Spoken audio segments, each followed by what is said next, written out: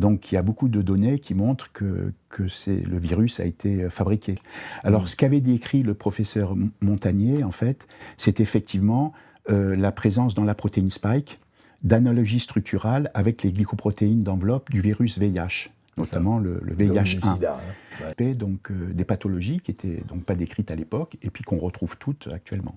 D'accord. Et dedans, on mettait en évidence justement l'importance de la vitamine D et de la supplémentation en vitamine D.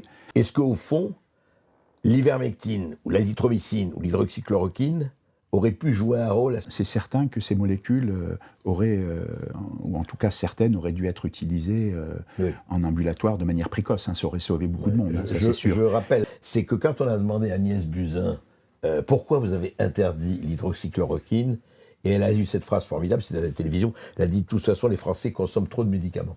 Ah ouais. C'est une réponse scientifique remarquable. Ouais. Et la personne qui aura reçu ces injections de rappel, elle sera plus sensible à l'infection si elle rencontre un variant, puisqu'il ne protège ni de l'infection ni de la transmission.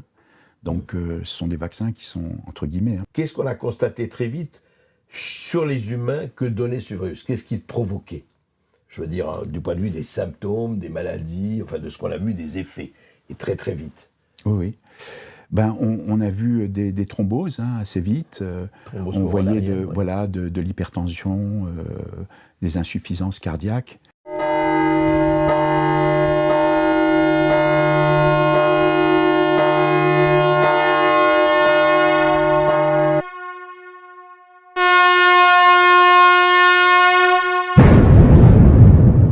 Nous sommes en guerre. Vous vous rappelez qui disait ça il y a déjà plus de 4 ans? Un président de la République qui s'appelle Emmanuel Macron. Nous sommes en guerre contre qui, disait-il? Un virus au goût étrange venu d'ailleurs qui répand la terreur. Et c'était ça, rappelez-vous. Mars 2020, confinement, auto-attestation, gestes barrières, masques. On ne se retrouvait plus, on ne savait plus où on allait, qui on était. Et puis après, on est sorti de là et on s'est dit, ça y est, ça va, c'est fini. Mais on entendait tous les soirs à la télévision la litanie des morts ou des hospitalisés, etc. Et puis on se demandait, qu'est-ce que c'était? Rappelez-vous, c'est très important. Pendant 3 mois, on a dit les masques ne servent à rien. Pendant 3 mois ou 2 mois, on nous a dit non, le virus est en Chine et il ne viendra pas à Paris parce que nous avons affiché dans les aéroports des petites affichettes en disant au virus retournez d'où vous venez, etc., etc., etc. Et puis on a commencé à en parler. Et puis il y a eu les polémiques. Et puis il y a eu effectivement tous vaccinés, tous protégés. Et puis on se demandait, et tous vaccinés, tous protégés, vraiment, combien? 1 dose, 2 doses, 3 doses, 10 doses, et plus si affinité. Qu'est-ce que c'était que cette pandémie qui, effectivement, a fait des morts, des milliers de morts, a fait aussi des milliers de gens, des tachycardies, des maladies, on se demandait comment... Et puis, on n'expliquait pas. Et est venu, heureusement, le temps des explications. Et aujourd'hui, on va recevoir quelqu'un qui a fait un livre passionnant, un livre très documenté sur effectivement les Covid longs, les effets indésirables. Nous recevons Jean-Marc Sabatier, directeur chercheur au CNRS, et on va essayer d'expliquer avec lui pendant le temps qu'est-ce que c'est que ce virus, qu'est-ce que ça a été que ce que nous avons vécu effectivement et que nous vivons encore d'ailleurs depuis quelques années, et qu'est-ce que ça veut dire et comment surtout on peut vraiment en sortir. Bonjour, professeur Sabatier. Oui, bonjour. Alors, vous avez fait un livre vraiment extrêmement passionnant qui vient de paraître chez Guy Trédaniel. Covid long et effets indésirables du vaccin. Vous l'avez écrit avec la journaliste scientifique Estelle Fougère. Oui. Et effectivement, on a envie de se dire d'abord, parce qu'on parlait avant de prendre l'antenne de Toxin, vous êtes allé à Wuhan combien de fois, ce fameux laboratoire de Wuhan en Chine? 9 fois. 9 fois. 9 fois. J'y suis allé toutes les années pendant 8 ans, donc avant 2019. J'y étais en avril 2019, donc juste avant que la pandémie soit déclarée. Et puis j'y suis retourné l'été dernier. Et puis j'y vais normalement l'été prochain. Voilà, vous y allez très régulièrement, etc. Oui. Est-ce que avant, quand vous étiez en 2019, on parlait déjà, alors c'était 1 an avant effectivement la déclaration, parce qu'on sait ce qui s'est passé, Wuhan, et on se rappelle quand même les fantasmes, la chauve-souris, le pangolin, le professeur Montagnier qui dit non, ça s'est échappé d'un laboratoire. Je voudrais revenir à ça parce qu'on disait, quand les gens qui disaient ça s'est échappé d'un laboratoire, non pas à dessein, mais quand même, on disait mais vous êtes des complotistes, charlatans, etc. Est-ce qu'aujourd'hui, avec le recul, on peut dire que ce virus s'est échappé du laboratoire, notamment de Wuhan? Jean-Marc Sabatier. Personnellement, je ne pense pas. Au début, franchement, je pensais que ça venait de là-bas, que c'était une erreur de laboratoire. Et puis, maintenant, je ne pense pas du tout que ça vient de là-bas initialement. Alors, ça vient d'où et comment? Alors, est-ce qu'avec ça le vient recul, d'où? on sait maintenant? Disons que, avec le recul, disons qu'il y a des choses qui interpellent. Par exemple, on sait justement, on en a parlé, qu'il y a un brevet qui a été déposé en 2017 par Moderna et qui inclut laboratoire Moderna, hein, donc celui qui fabrique et qui produit les vaccins ARN messager de type Spikevax, qui ont été largement utilisés en France avec le Comirnaty, hein, qui est le vaccin de Pfizer-BioNTech. Et il y a une séquence correspondant à un site furine qui a été breveté de 19 nucléotides. Le site furine, en fait, c'est un site qui va être reconnu par une enzyme qui s'appelle la furine. Et c'est un motif tétrapeptidique, en fait. Hein, ça reconnaît un motif particulier au sein d'une protéine. C'est un motif à 4 résidus d'acide aminé qui est bien connu. Hein. C'est un motif, bon, sans rentrer les détails, c'est RX, KOR et R. Et là, ils ont breveté un site qui est complètement atypique, puisque le motif est différent. Hein, c'est PRRAR. Le motif contient 19 nucléotides. Et ce qui est vraiment intriguant, c'est que ce motif se retrouve à 100% dans la protéine spike du virus SARS-CoV-2, alors qu'il n'est pas connu dans aucun microbe caractérisé à ce jour. Donc alors, ça soulève quand même des questions. C'est vrai, mais justement, ça soulève. Mais apparemment, ça renforce la thèse, puisque c'était à Wuhan que ça s'est passé. Au laboratoire. Oui. Donc ça renforce la thèse de la sortie du laboratoire, non? Au bout de la fuite. Enfin. Alors, ce qui se passe aussi, c'est que 1 an avant la pandémie, il y a eu une demande conjointe qui a été faite entre l'Université de Caroline du Nord, avec le professeur Peter Daszak, et puis l'Institut de virologie de Wuhan, avec Shi Zhengli, qui est la sous-directrice du P4 de l'Institut de virologie. Et dedans, ils avaient demandé un financement. Et quand on demande un financement à un organisme, on doit décrire les expérimentations qu'on va faire. Et ce qu'ils ont décrit, en fait, c'était l'insertion d'un site furine dans une protéine spike de coronavirus de chauve-souris. Ah ouais. Et donc ça n'a pas été financé. C'est une demande qui avait été faite à Fauci. C'était 1 an avant. C'est une demande, oui, c'était en 2018. Et la demande a été faite à Anthony Fauci, qui, je rappelle, était déjà le monsieur santé des États-Unis. Voilà, c'est ça. Ça a été fait au NIAID, hein, donc c'est l'Institut des maladies infectieuses et des allergies. Alors c'est une demande de financement qui a été refusée, mais c'est une expérimentation qui est très facile à faire pour quelqu'un qui est du métier. Hein. Et c'est une expérimentation qui est très peu coûteuse. Hein.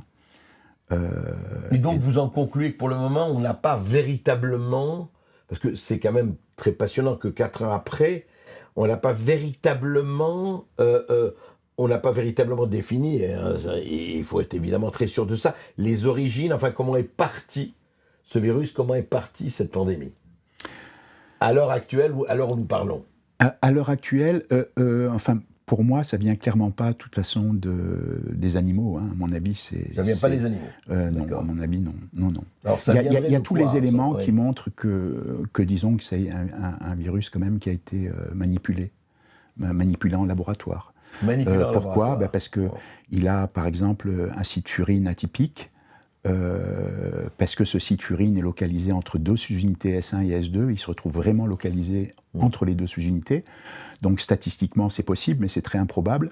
Donc il y a beaucoup de données qui montrent que le virus a été fabriqué. Notamment quand il y a eu 2 laboratoires qui ont étudié des sites restrictases.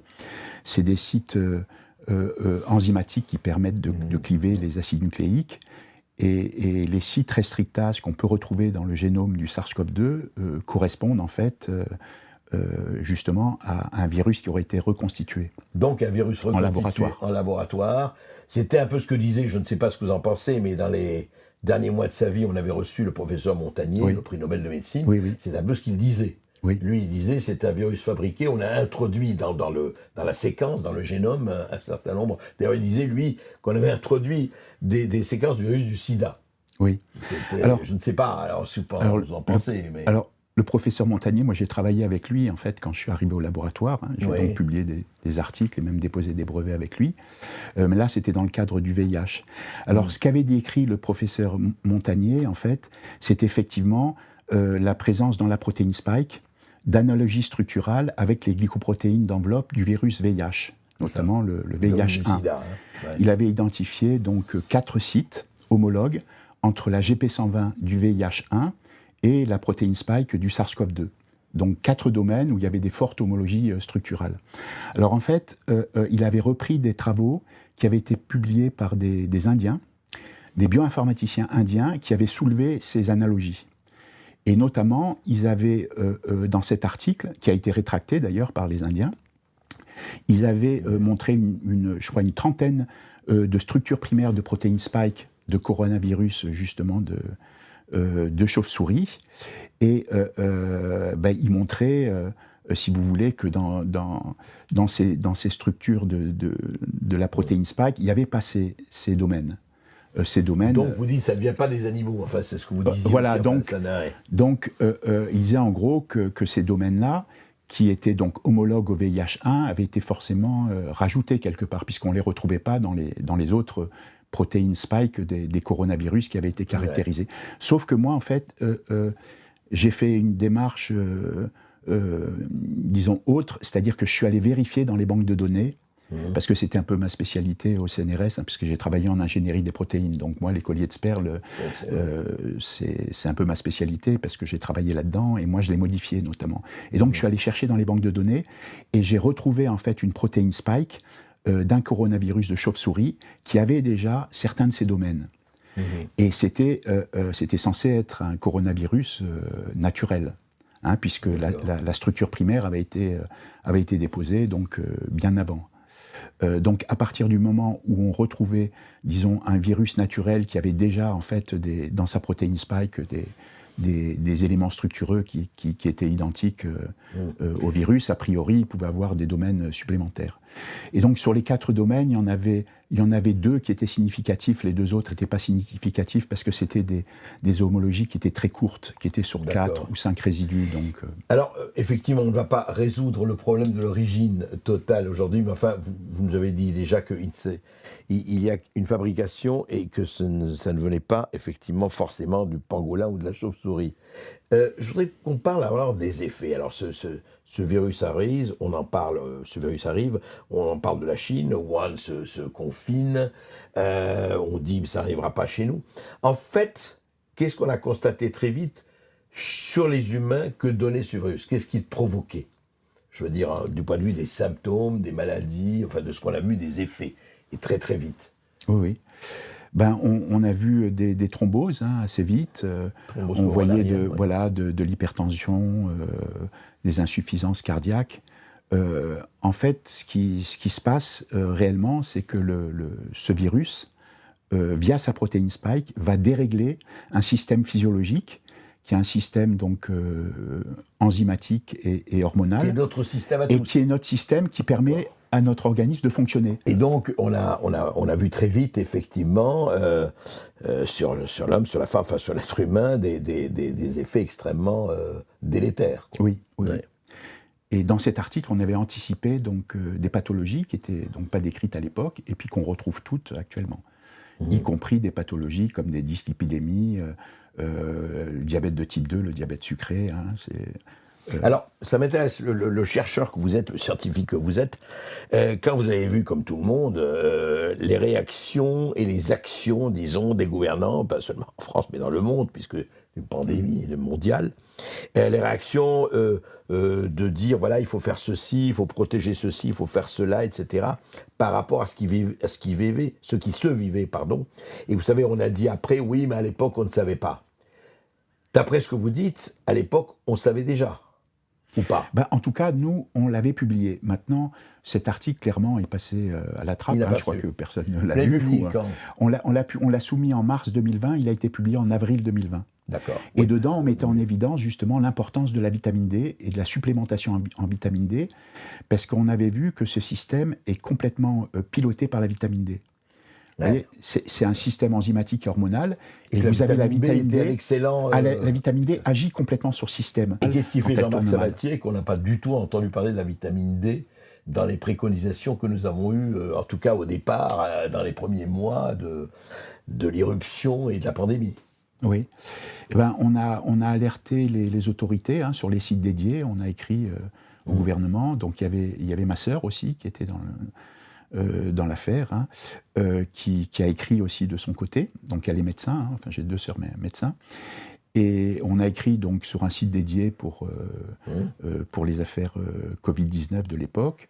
J'ai même contacté sur LinkedIn des personnes qui étaient impliquées, enfin bon, je ne vais pas les nommer pour ne pas les embarrasser, mais disons que pour souligner l'importance de la vitamine D, on a envoyé une copie de l'article aux personnes, on a même contacté des gens de l'OMS, et puis bon, c'est resté lettre morte, puisque en fait, on ne nous a pas répondu, on n'a pas eu de retour, ou bien alors, il y a 2 personnes de l'OMS qui nous avaient répondu, mais par politesse, mais bon, sans rester là. Bonjour, vous êtes très bien et on vous aime beaucoup. Mais alors justement, quand vous avez vu se développer les politiques de précaution, après tout, il ne s'agit pas de juger de la sincérité ou pas, le problème n'est pas ça. Et le problème n'est pas là. Les masques, les gestes barrières, attention, interdiction de réunion à plus de 2 personnes et demie, enfin je caricature, mais à peine. Attention, n'allez plus dans les lieux publics, etc. Enfin, tout ce qui s'est passé là. Je parle avant les vaccins, nous allons arriver au vaccin un peu plus tard. Quelle était votre réaction, justement, de chercheurs? Vous dites, est-ce que, oui, c'est bien de faire ça, ou est-ce que ça sert à rien ou pas? Quelle était, à l'époque, je parle, quand vous avez vu se développer toute cette politique de précaution? Oui. À l'époque, disons que j'étais pas très convaincu. Moi, j'étais convaincu d'une chose, c'est qu'il fallait absolument supplémenter la population en vitamine D fortement. Ah oui, fortement, parce que c'est très, très protecteur. Et c'est pas ce qui a été fait. On n'a pas eu cela, et en même temps, on a eu, et je voudrais encore une fois, je vous donne votre avis, parce que c'est important, puisque vous êtes tous concernés, mais vous avez en plus la connaissance de cela. Quand on a dit, parce que je rappelle ça, parce que c'était la base, on disait, écoutez, restez chez vous, prenez du Doliprane. Et on vous parlait de Doliprane dans votre livre. Oui. Et puis, si ça ne va pas, appelez le 15 ou le 17, voilà. Oui. Appelez votre... Voilà. Et surtout, on disait aux médecins, écoutez, ne vous occupez pas de cela, c'est pas votre problème, alors que ça s'appelle médecin traitant, mais on ne traite pas. Comment vous avez réagi là, à ça? c'était une très mauvaise idée. Déjà, le Doliprane, il faut éviter le paracétamol, puisque le paracétamol interagit avec le glutathion, et ça nous met en déficience de glutathion. Et le glutathion, c'est un tripeptide antioxydant qui est extrêmement importante pour les défenses de l'organisme. C'est quand même, enfin, même à ce stade-là, c'est quand même assez intéressant, parce que je pense que vous n'étiez pas le seul à dire qu'il y a peut-être un certain nombre de choses à faire, dont la vitamine D, dont effectivement, peut-être pas le Doliprane, et éviter le Doliprane et prendre autre chose. Et la doxa, enfin ce qu'on entendait du matin au soir, du soir au matin, c'était, comme vous le savez, la même chanson, enfin la même antienne. Et est arrivé, alors je parle, est arrivé donc les vaccins. Sont arrivés les vaccins. Mais avant les vaccins, il y a eu cet épisode quand même, et vous en parlez encore une fois dans votre livre, c'est pour ça que c'est très intéressant. Il y a ce qu'on a vécu, et dans votre livre, il y a effectivement, et très scientifiquement, les étapes de ce qu'on a vécu en même temps, et c'est très parlant. Alors, il y a quelqu'un, donc, comme par hasard, en janvier, une certaine Agnès Buzyn, à l'époque ministre de la Santé, avait interdit l'hydroxychloroquine. Oui. Comme étant pas très bon, presque néfaste pour la santé. Et vous parlez de ça. Alors, effectivement, la question qu'on se pose toujours, puisque avant de parler des vaccins, vous savez, on a dit que si on a interdit les vaccins, c'est qu'on a, introduit les vaccins de façon officielle et massive, c'est parce qu'il n'y avait pas je dirais, d'alternative. Il n'y avait pas de médicaments ou de molécules qui pouvaient effectivement agir. Et on a parlé effectivement azithromycine, ivermectine Alors, effectivement, est-ce qu'on peut dire aujourd'hui, encore une fois avec le recul, Jean-Marc Sabatier, et vous en parlez, est-ce qu'au fond, l'ivermectine, ou l'azithromycine, ou l'hydroxychloroquine aurait pu jouer un rôle à ce moment-là, ou pas? Un rôle positif, ou pas? Alors, l'ivermectine, c'est certain.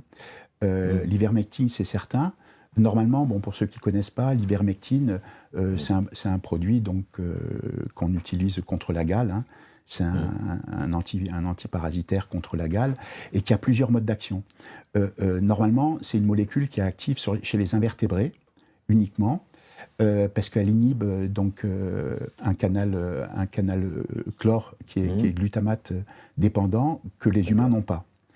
Et alors en quoi ça pouvait servir aux humains? Alors ça sert aux humains parce que ça inhibe aussi une alpha-bêta-importine, qui est un système moléculaire qui se trouve au niveau du noyau cellulaire et qui permet de sélectionner les molécules qui vont avoir le droit de rentrer dans le noyau cellulaire. Donc il y a une action aussi... Bénéfique? Oui, une action bénéfique, très bénéfique. Et puis en plus, c'est un inhibiteur du système rénine-angiotensine. Donc elle a une action bénéfique sur le système rénine-angiotensine, comme la vitamine D. C'est pour ça que l'ivermectine est un très très bon médicament justement pour la Covid. Alors l'hydroxychloroquine et l'azithromycine. Alors, l'hydroxychloroquine et la chloroquine, le mode d'action est complètement différent. Hein, ce sont des antipaludéens. Hein. Donc, le mode d'action est complètement différent parce que ce sont des substances qui sont basiques et qui diffusent en fait dans la cellule, dans les organites intracellulaires. Et quand le virus infecte la cellule, donc il rentre dans la cellule, dans des endosomes, et normalement ces endosomes doivent être acidifiés pour relarguer le virus dans le cytoplasme, là où le virus pourra justement se multiplier. Alors, est-ce qu'on peut dire, encore une fois, en étant tout à fait dans la rigueur que vous avez, est-ce qu'au fond, que ce soit ivermectine, avec des effets très divers, vous l'avez souligné, bien sûr, azithromycine ou hydroxychloroquine, est-ce que la diffusion ou l'absorption ou la consommation de ces molécules aurait pu avoir un effet, en tout cas bénéfique, ou pas? Ah oui.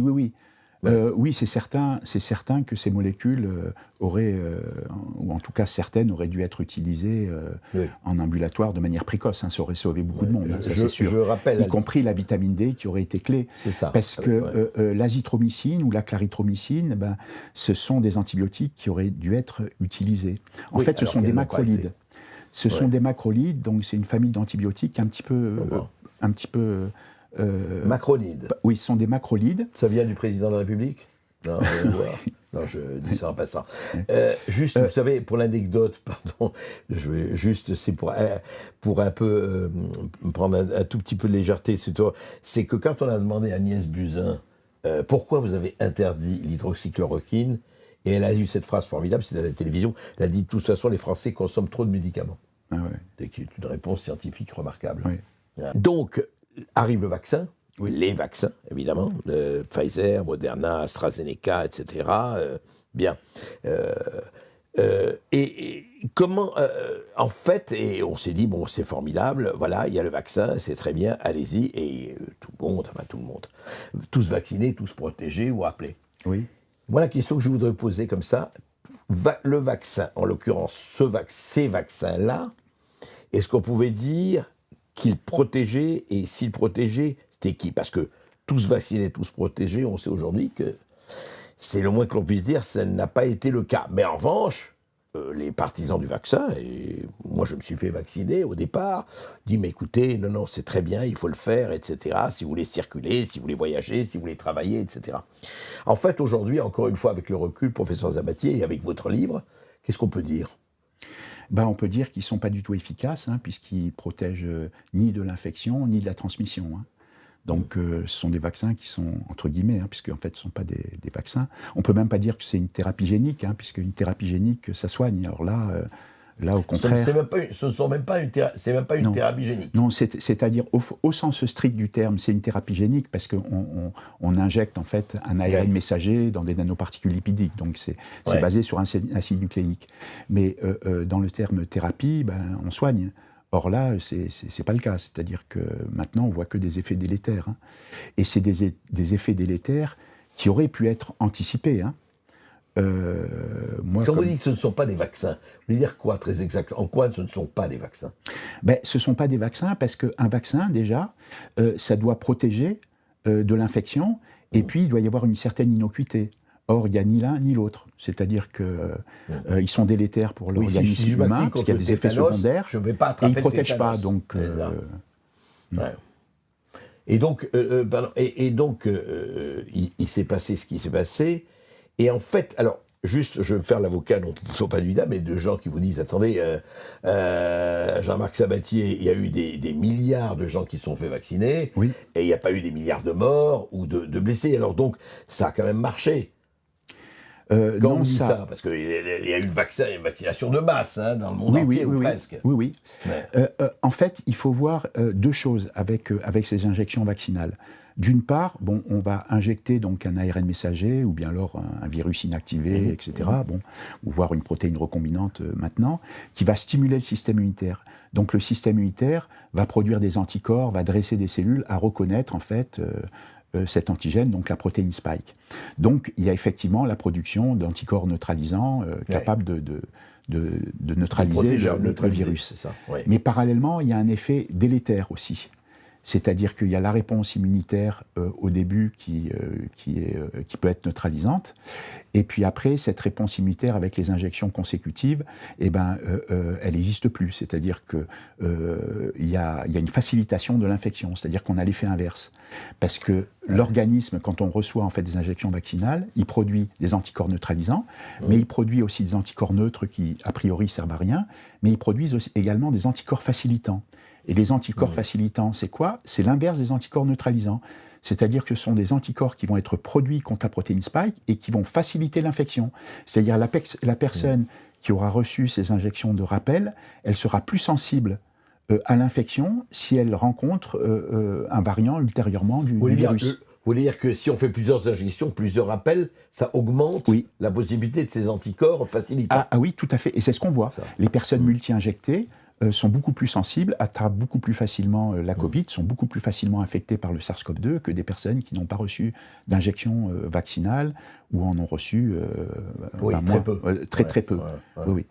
Ça, c'est net. Et puis, il y a un effet délétère aussi de ces vaccins. Alors, pourquoi? Il y a plusieurs raisons.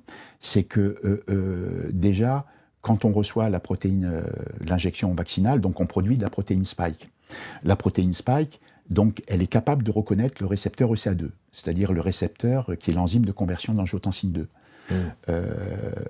Donc, cette protéine spike se fixe sur ce récepteur et donc gêne la dégradation d'angiotensine 2, et donc il y a un excès d'angiotensine 2 qui suractive justement le récepteur ATR. Ce fameux récepteur, justement, qui est pro-inflammatoire, pro-hypertenseur, etc. Enfin, Et il le réactive, vous voulez dire? Il l'active? Oui, c'est ça, il l'active. Et donc, il y a des pathologies qui peuvent mettre du temps à apparaître.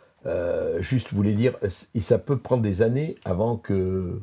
Oui, ça peut prendre... Avant que ça ne provoque tel ou tel effet. Ah oui, tout à fait. Et ça peut prendre beaucoup de temps parce qu'il peut y avoir une dérégulation en fait, du système rénine-angiotensine qui est très progressif, qui fait apparaître par exemple une maladie auto-immune qui va se révéler au bout d'un certain temps, qui ne va pas être visible immédiatement. Ça peut lancer une tumeur qui ne sera pas visible immédiatement. Généralement, les autorités disaient, vous savez, dans les 2 mois, si vous n'avez rien eu, de toute façon, il n'y aura rien parce que ça ne peut pas aller au-delà de 2 mois. C'est faux. C'est faux parce que quand on lance une maladie auto-immune, ça peut être très progressif et puis ça peut être visible, les symptômes visibles au bout de plusieurs mois, voire plusieurs années. C'est assez angoissant, ce que vous dites. Oui. Mais bon, voilà, c'est comme ça. Alors, ce qui est protecteur, c'est-à-dire que même si on a reçu pas mal d'injections, ce qui va être très protecteur, c'est d'avoir un taux très élevé de vitamine D et de prendre des antioxydants. La vitamine D, c'est vraiment la clé, parce qu'elle freine le système. Elle agit en freinant le système. Et il faut savoir que la vitamine D, c'est le carburant des cellules. Et notamment les cellules du système immunitaire, elles fonctionnent en consommant de la vitamine D. Elles ont toutes un récepteur VDR qui est un récepteur à la vitamine D. Et en fait, quand la vitamine D est présente, ça les fait bien fonctionner. C'est-à-dire qu'elles ne se mettent plus à faire n'importe quoi. C'est-à-dire des maladies auto-immunes qui sont déclenchées, elles peuvent être freinées ou neutralisées par un taux élevé de vitamine D qui va rendre plus fonctionnelles en fait, ces cellules de l'immunité innée, quoi. Et je voudrais qu'on parle alors justement de vous, Jean-Marc Sabatier. Comment vous êtes arrivé au directeur de recherche. D'abord, qu'est-ce qui vous avait choisi? C'est toujours intéressant de voir qu'est-ce qui vous avez choisi la science, vers quand? C'est moi, je trouve tout à fait fascinant les vocations, comment effectivement on choisit son existence, etc. Vous, comment vous êtes venu à la microbiologie et tout ça? Moi, j'étais pas destiné à faire de la biochimie, hein. Puisque je savais pas trop quoi faire en fait, après le bac, je savais pas trop quoi faire. J'avais une sœur qui était agrégée de biologie qui m'avait dit. Sur Paris non, j'étais à Paris. Puisque mon père était militaire, il était affecté à Paris. Et après, donc, je suis parti en Bretagne, à Rennes, puisque j'avais une sœur qui était agrégée de bio et qui était en Bretagne. Et donc, j'étais parti en Bretagne pour faire de la biochimie. Elle m'avait dit, c'est l'avenir, la biochimie. Bon, moi, j'étais pas trop motivé, mais j'ai fait de la biochimie. Oui, ça s'est fait quand même un peu par hasard. Oui. En tout cas, oui, c'est elle qui m'a lancé dans la biochimie. Et les études deviennent intéressantes après. C'est pas au début. Au début, c'est assez pénible parce qu'il faut apprendre beaucoup de choses. Et puis après, ça devient beaucoup plus intéressant.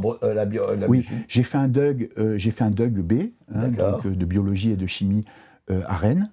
Et puis après, j'ai fait licence, maîtrise, DEA, doctorat et HDR sur Marseille, donc entre Lumini et la fac. Et vous avez commencé à travailler où? Dans quel laboratoire? Alors, j'ai travaillé dans un laboratoire de toxinologie, c'est un laboratoire de toxines animales, et je m'étais spécialisé dans l'étude des toxines de scorpions. Et moi, ma spécialité, quand je suis rentré au labo, c'était de fabriquer des molécules et de les trafiquer. C'est-à-dire que je fabriquais les côtés de perles et je les modifiais, et je regardais en fait l'impact des modifications des perles sur la structure spatiale de la molécule, sur son activité biologique, sur sa spécificité, sur sa demi-vie plasmatique. Donc j'ai trafiqué les molécules. Donc j'ai fabriqué beaucoup de toxines animales, de toxines de scorpions, serpents, d'animaux venimeux.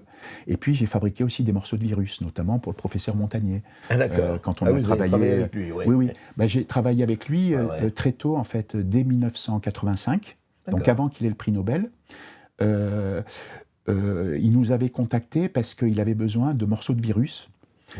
Parce qu'à l'époque, ils avaient identifié la structure de la GP140, qui est la protéine, l'équivalent de la protéine Spike, mais pour le VIH de type 2. C'est le virus africain, mais le type 2, celui qu'on retrouvait en Afrique de l'Ouest à l'époque.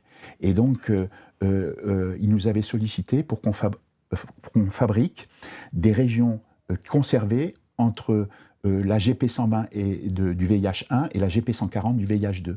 Parce qu'en fait, c'était des régions communes.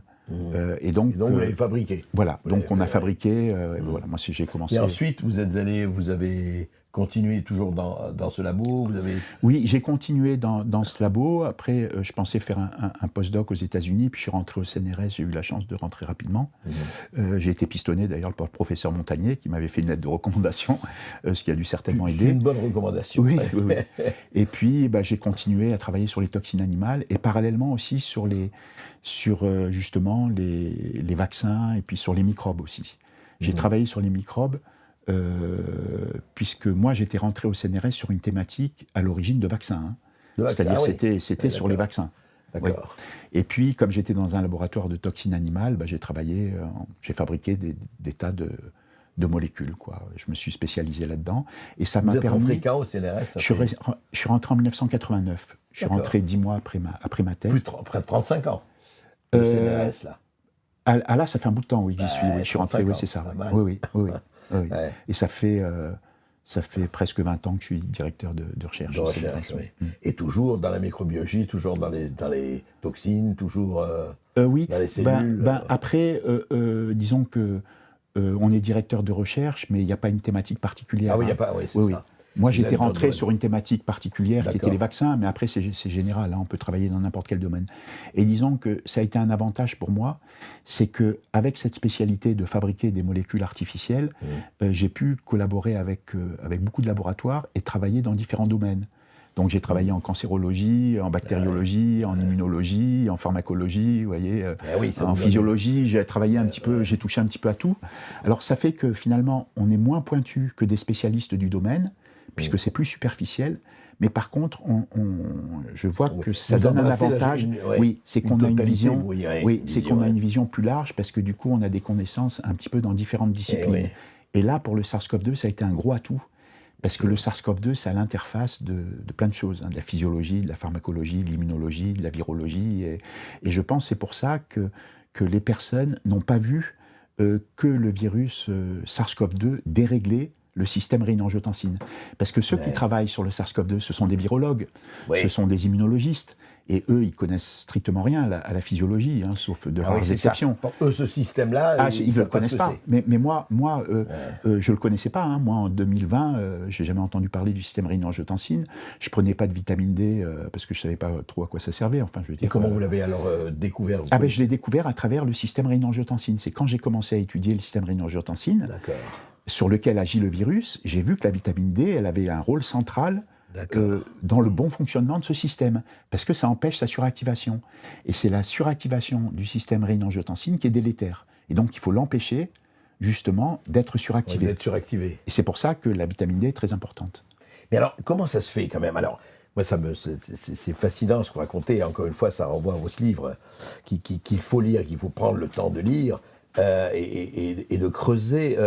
Comment ça se fait que vous et d'autres, ce que vous me dites là, qui paraît quand même très très logique et très cohérent, vous n'avez pas du tout été écouté ou qu'il n'y a pas eu de communication?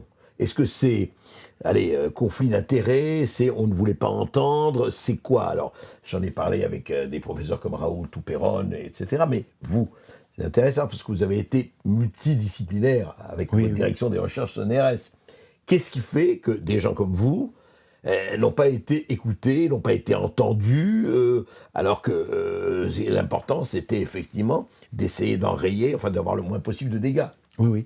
Je pense que les gens ne se sont pas penchés du tout sur ce système et n'ont pas cru. On parle du système rénine-angiotensine, je pense que personne n'a regardé, parce que j'ai vu que les immunologistes, les virologues et tout ça, ils ne connaissent pas du tout ce système.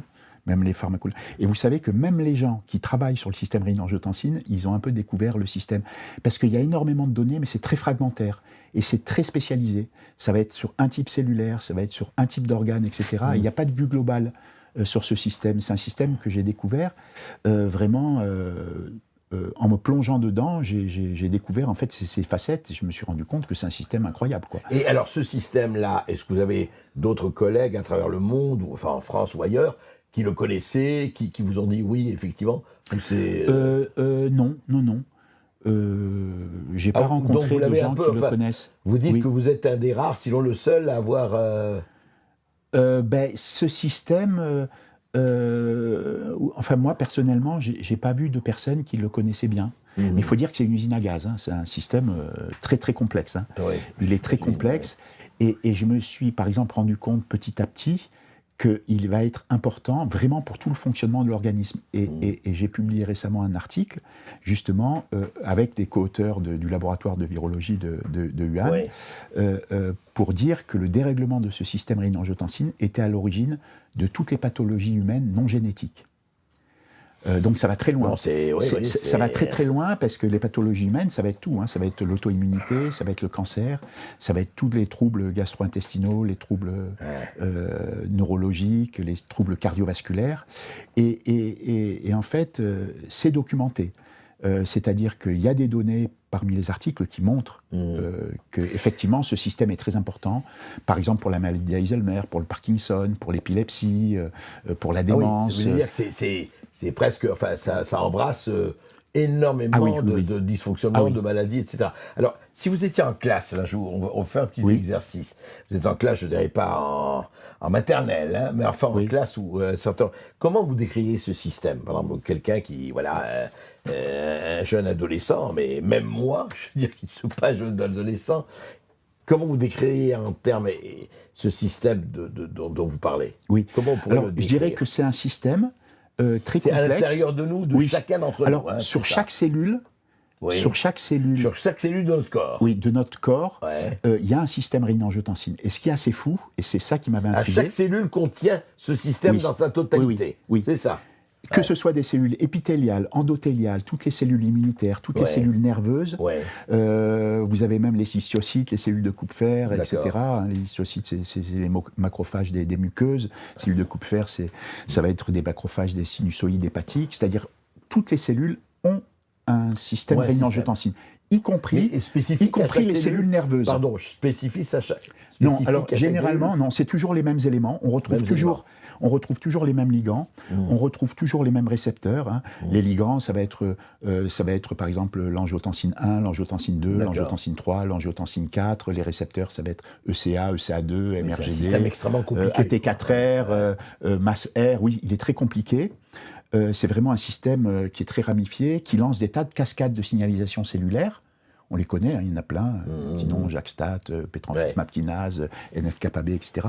Ça lance des tas de voies de signalisation, ça fait vraiment partie d'un système très très complexe. Et ce qui est intéressant, c'est qu'on n'a pas tous ce même système. C'est-à-dire que vous n'avez pas le même système rénine-angiotensine que moi, j'ai pas le même système rénine-angiotensine Vous que voulez dire d'autres. que chaque Il y a des personne peut variants. avoir un système Ah oui, différent. il y a des variants. Ouais. C'est-à-dire que comme il existe des variants de virus, il existe des variants de ces récepteurs qui sont dus à des différences d'épissage, de maturation, etc., à des mutations. C'est-à-dire qu'il y a une multitude de systèmes rénine-angiotensine avec les mêmes récepteurs, les mêmes composés, mais avec des légères variantes, si vous voulez, avec certains acides aminés qui vont être un peu différents, et donc ces récepteurs vont avoir des propriétés un petit peu différentes. Et donc, quoi. vous dites, en fait, ce que vous dites, Jean-Marc Sabatier, c'est que si on ne considère pas ce système-là, on ne peut pas comprendre et guérir et Absolument, améliorer ce qui se passe. oui. Mais c'est vrai. C'est la base. Oui, et c'est vrai que c'est un pavé dans la mare, parce que ça remet en cause complètement tous les traitements actuels. Parce qu'on a une certaine façon de traiter les maladies auto-immunes, de traiter le cancer, etc., de traiter par exemple des pathologies nerveuses. Bon, je vous donne un exemple. Alzheimer, ce que cherchent les sociétés pharmaceutiques, ce sont des molécules qui sont capables d'interférer avec l'agrégation des protéines. L'agrégation des protéines bêta-amyloïdes, des protéines Tau. Hein. La protéine Tau, c'est une protéine qui est intraneuronale. Bon, les protéines bêta-amyloïdes, elles sont à l'extérieur des neurones. Et on sait que quand se déclenche la maladie d'Alzheimer, il y a des agrégats de ces protéines qui se forment. Et bien, quand on utilise un sartan, c'est-à-dire un bloqueur du système rénine-angiotensine, un bloqueur du récepteur ATR, on bloque justement ce processus d'agrégation. Cette agrégation. Et ce que cherchent en fait les sociétés pharmaceutiques, c'est de trouver des molécules qui interfèrent et qui empêchent l'agrégation de ces protéines Tau, de ces protéines bêta-amyloïdes. Alors qu'en fait, si vous voulez, c'est que ils cherchent quelque chose qui va traiter la conséquence, mais pas la cause. La cause, c'est qu'il faut s'arranger pour que le SRA ne soit pas suractivé. Alors ça, vous dites que par exemple aujourd'hui, tout ça, que ce soit effectivement la maladie d'Alzheimer, tout le monde cherche. Oui. Vous dites que donc on emprunte la mauvaise voie en prenant les conséquences pour les causes, en guérissant, en cherchant à combattre les conséquences et pas les causes. Oui, c'est ça. Mais alors, dites-moi, quand vous parlez de tout cela, quand même, et vous en parlez depuis longtemps, vous êtes accueilli quand même. Quand vous avez commencé à écrire vos articles, qu'est-ce qu'on dit? Oui, mais Jean-Marc Sabatier, il parle. On dit rien. On dit rien. Non, j'ai pas de retour. Non, mais vos collègues, au CNRS et ailleurs, on n'en parle pas? Non. Même au CNRS, chez vous, dans vos collègues, chez vos collègues? Non, on ne parle pas du SRA. Souvent, c'est parce qu'ils ne connaissent pas aussi. Et puis, tout ce qui touche au Covid, c'est quand même un sujet tabou. Hein. C'est un sujet... Et en fait, est-ce qu'on vous marginalise? Est-ce qu'on vous traite comme un... Je dirais pas comme un paria, c'est pas le problème, mais enfin en disant oui, alors Jean-Marc Sabatier, oui, son système, etc., sa vitamine D, très bien, mais parce que en fait, on n'entend pas beaucoup. Je ne parle pas des revues médicales, mais dans les revues médicales, je parle. Vous avez eu le Lancet de mauvaise mémoire, mais il a fait des choses, Nature et compagnie. Ces thèses, on les reprend, vous les avez communiquées, vous les... Absolument pas. C'est pas repris, mais les données qui sont dedans montrent que c'est comme ça que ça fonctionne. C'est-à-dire que les données qui ont été accumulées depuis 2019 montrent que tout ce système rénine-angiotensine, tout ce qui a été décrit et toutes les pathologies qui ont été décrites dans l'article initial, donc qui a été publié en avril 2020, tout est retrouvé. Hein. C'est-à-dire qu'on voit exactement tous ces phénomènes. Hein. On voit le SAMA, on voit le SIBO, on voit le SAM, on voit l'hypokaliémie, et on voit toutes les pathologies qui vont avec. Vous dites que tout a été activé, tout a été vérifié parce que vous avez écrit y compris l'excès d'angiotensine 2, y compris la suractivation des récepteurs ATR.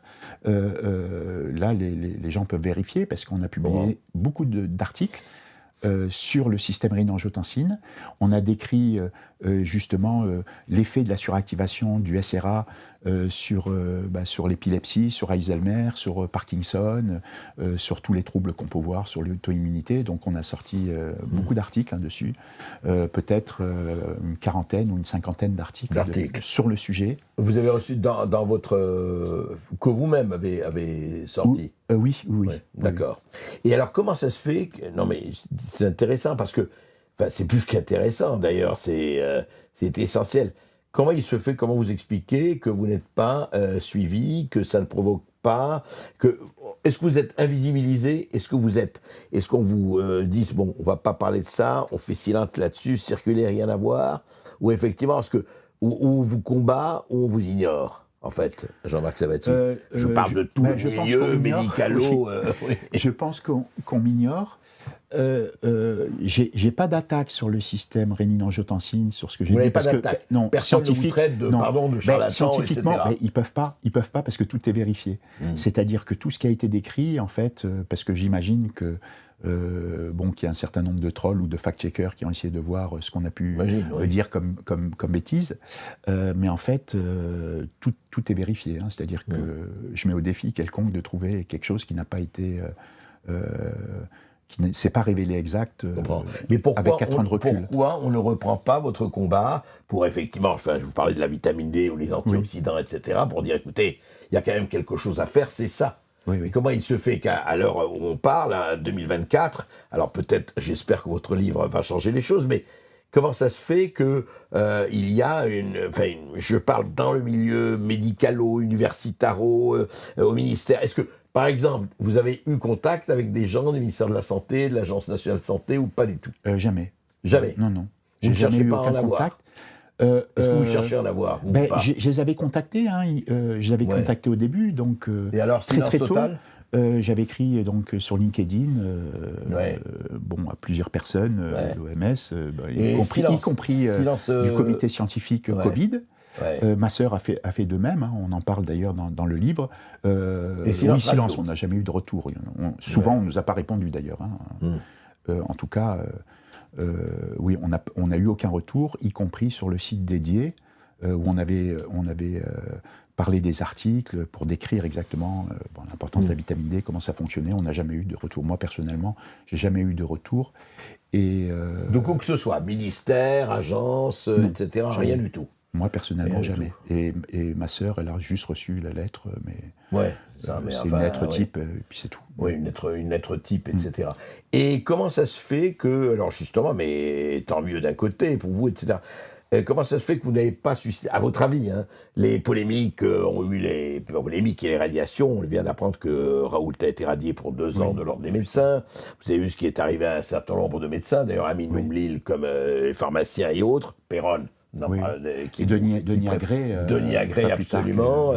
Denis Agré, qui a été, lui, qui vient d'être suspendu à vie, radié à vie de l'ordre des médecins. Et comment ça se fait? Mais tant mieux pour vous, mais comment ça se fait que vous, en tout cas au CNRS, on ne vous a pas touché? Oui. C'était chaud quand même, mais disons que je pense que on a fait beaucoup de publications qui se révèlent exactes, qui n'ont pas pu attaquer. Et puis moi, quelque part, disons que comme je suis éditeur en chef d'une revue, par exemple, sur les coronavirus. Comment s'appelle la revue? Elle s'appelle Coronaviruses. Donc c'est une revue internationale, un comité de lecture qui est spécialisé sur les coronavirus, qui est né d'ailleurs avec la pandémie. Et le premier éditeur en chef, c'était justement quelqu'un de l'Institut, c'était un responsable de l'Institut de virologie de Wuhan. D'accord. Et que j'ai remplacé, parce qu'on m'a demandé. Et donc là, par exemple, ces publications, tout ça, vous n'avez pas été attaqué là-dessus, vous n'avez pas été... Non, pas du tout. Non. Il y a eu une fois un fact-checking sur un article qu'on avait publié justement sur les effets délétères des vaccins. Il y a eu un fact-checking qui avait été fait par l'AFP. Celui qui avait fait l'article, c'était un licencié en histoire. Et puis on avait fait un article derrière pour reprendre tout ce qu'il avait dit et montrer scientifiquement que c'était faux, puisqu'à chaque fois on avait mis 5 ou 6 références scientifiques qui montraient que ce qui marquait était des âneries, quoi. Oui. En fait, ce qui est intéressant, c'est que vous poursuivez votre chemin, et c'est bien, vous tracez votre chemin. Vous avez une équipe avec vous, enfin, comme directeur de recherche, on travaille comment au Oui, CNRS? avant, disons que j'ai dirigé des équipes de recherche, après j'ai dirigé un laboratoire mixte avec l'industrie Mhm. et l'université, et puis là j'ai des partenariats, notamment avec soit des anciens étudiants à moi, on publie, et puis des collaborateurs, par exemple, justement, le laboratoire de virologie de Wuhan, hein, le laboratoire Ouais. d'État, avec lesquels je travaille depuis 20 ans maintenant. Donc c'est une C'est intéressant collaboration de de se longue dire date. Wuhan depuis 20 ans, oui. Oui, oui, oui. C'est quand même Oui, oui, un ça fait joli très longtemps, paradoxe, ouais, oui. ouais, ouais, ouais. Ben, on s'était connus non pas sur les virus, mais sur les toxines animales, parce qu'il travaille aussi sur les toxines animales, et il m'avait contacté pour ça, voilà, pour qu'on travaille ensemble, et puis bon... Et alors aujourd'hui, justement, pour terminer avec cela, Jean-Marc Sabatier, la situation est là. Alors de temps en temps, on le dit, ça y est, il y a une nouvelle pandémie qui arrive. Rappelez-vous la variole du singe il y Oui, a quelques mois. Puis aujourd'hui, on nous annonce autre chose. oui, Et en XEC, fait, oui, enfin, oui, ça oui. voilà. Donc ça n'arrête pas. On a l'impression qu'il y a une espèce de management par la peur qui a montré son efficacité et qui veut peut-être continuer. Et vous alors, qu'est-ce que vous voulez faire passer? Qu'est-ce que vous faites passer par ce livre d'ailleurs, Covid long et effet indésirable du vaccin? Mais est-ce que vous avez l'impression de, comme disait Simon Bolivar, de labourer la mer ou de prêcher dans le désert?